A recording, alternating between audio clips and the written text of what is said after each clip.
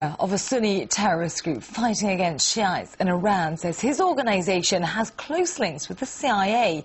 The head of the Jundullah group was captured earlier this week in the south of the country. Abu Malik Rigi says he met the US agents in Pakistan who promised support for carrying out terrorist attacks in Iran. The Americans promised to give us aid. They said they'd cooperate with us and give me military equipment, arms and machine guns.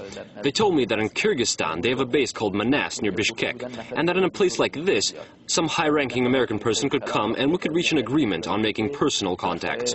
The Americans said Iran was going its own way, and they said their problem at the present is Iran. Not Al-Qaeda, not the Taliban, their main problem is Iran.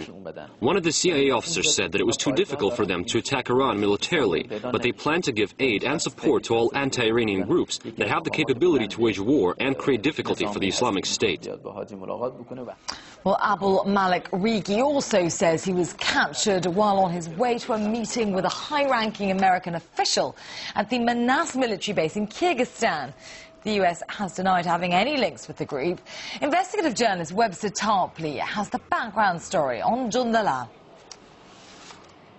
This is Jundullah, or the Rigi brothers organization. It's a family firm, you might say, which operates as a terrorist organization. It's widely thought to be based in Pakistan, but it operates in Iran on the other side of that border. And it's also thought to engage in a lot of smuggling, drug running, and now they've branched out into terrorism. They've blown up a mosque, killing 25 people a couple of years ago.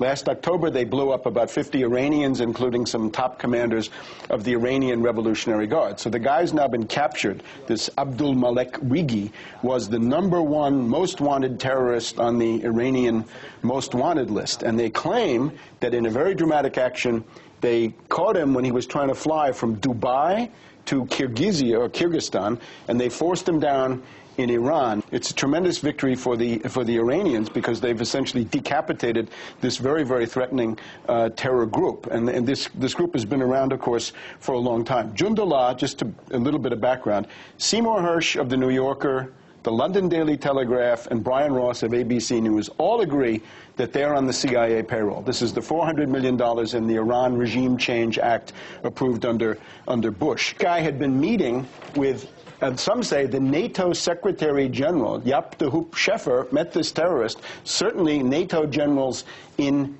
Afghanistan, so they operate as an arm of NATO strategy in the entire region. Investigative journalist Webster Tarpley talking earlier in our Washington studio.